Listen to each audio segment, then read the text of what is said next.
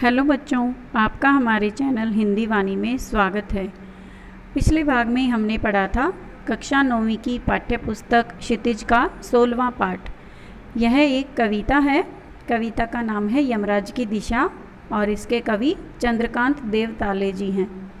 इस कविता में कवि ने आधुनिक सभ्यता के दोषपूर्ण विकास को उजागर किया है।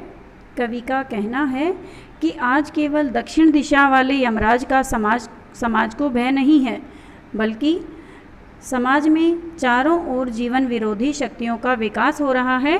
आजकल इस दुनिया में ऐसे लोग रहते हैं जो बहुत अधिक स्वार्थी हैं, केवल अपने बारे में सोचते हैं तथा अपने स्वार्थ में अंधे होकर वो बाकी यानी दूसरे लोगों के भलाई के बारे में नहीं सोचते, केवल अपने ही बारे में सोचते हैं। जीवन के जिस दुख दर्द के बीच जीती हुई कवि की माँ अपशगुन के रूप में जिस भय की चर्चा करती है या कवि को जब सलाह देती है कि दक्षिण दिशा में पैर करके नहीं सोना चाहिए क्योंकि वह दिशा यमराज की दिशा है और उस तरफ पैर करके सोने से यमराज को गुस्सा आ जाता है।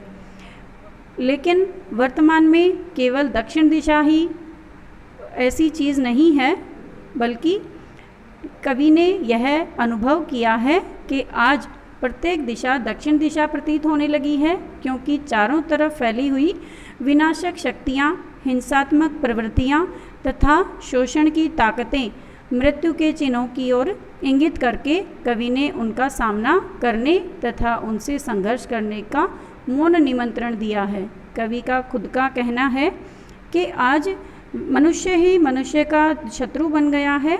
सब अपने स्वार्थों में लिप्त रहते हैं। सब लोग अपने बारे में या अपनी भलाई के बारे में सोचते हैं तथा मानवता के बारे में या दूसरे लोगों के बारे में नहीं सोचते।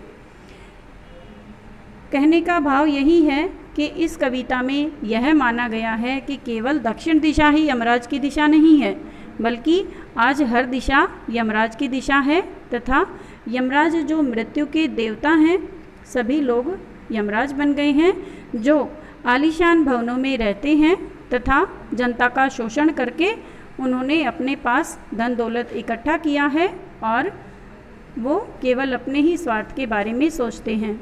आज इस भाग में हम इस कविता से लिए गए अभ्यास के प्रश्नोत्तर पढ़ेंगे। हमारा पहला प्रश्न है, कवि को दक्षिण दिशा पहचानने में कभी मुश्किल क्यों नहीं हुई? उत्तर है, कवि की माँ ने उसे बचपन में ही उपदेश दिया था, शिक्षा दी थी कि दक्षिण दिशा में कभी पैर करके नहीं सोना चाहिए। इससे यमराज जो मृत्यु के देवता हैं वो क्रुद्ध हो जाएंगे, गुस्से में आ जाएंगे। कवि इसी भय के कारण सदा ही दक्षिण दिशा का ध्यान रखते। यही कारण है कि कवि को कभी भी दक्षिण दिशा को पहचानने में मुश्किल का सामना नहीं करना पड़ा। हमारा दूसरा प्रश्न है, कवि ने ऐसा क्यों कहा है कि दक्षिण को लांघना कभी भी संभव नहीं था? उत्तर है, वस्तुतः कवि ने बड़ा होने पर दक्षिण दिशा में दूर दूर की यात्राएं की थी, लेकिन दक्षिण दिशा बहुत दूर तक फैली हुई है। कोई दक्षिण दिशा में कहाँ तक जा सकता है, इसलिए कवि ने ऐसा कहा है। इसके अतिरिक्त आज हर दिशा दक्षिण दिशा है, अर्थात सब ओर यानी चारों ओर यमराज के समान भयभीत कर देने वाले स्वार्थी लोग इस दुनिया में भरे पड़े हैं। कहने का भाव ये है कि आज मानव केवल अपनी स्वार्थ सिद्धि के लिए दूसरे लोगों का शोषण करने लगा है, जिसके कारण उसे यमराज माना गया है। हमारा तीसरा प्रश्न है, कवि के अनुसार आज हर दिशा दक्षिण दिशा क्यों हो गई है? उत्तर है, कवि की माँ ने बचपन में ही कवि को समझाया था कि दक्षिण दिशा यमराज की दिशा है, उधर पैर करके सोना यमराज को गुस्सा दिलाना है और ऐसा करना कोई समझदारी का काम नहीं है। आज के युग में हर तरफ यमराज की भांति ही मानवता को हानि पहुंचाने वाले शोषक लोग विद्यमान हैं, जो केवल अपनी भलाई के बारे में सोचते हैं। वे बड़ी निर्दयता से मानवता को नष्ट कर रहे हैं। इसलिए कवि के अनुसार आज हर दिशा दक्षिण दिशा हो गई है, जहां एक नहीं बल्कि अनेकानेक यमराज विद्यमान हैं। जो लोग दूसरों का शोषण करते हैं उन्हें यमराज के समान माना गया है। हमारा चौथा प्रश्न है, भाव स्पष्ट कीजिए।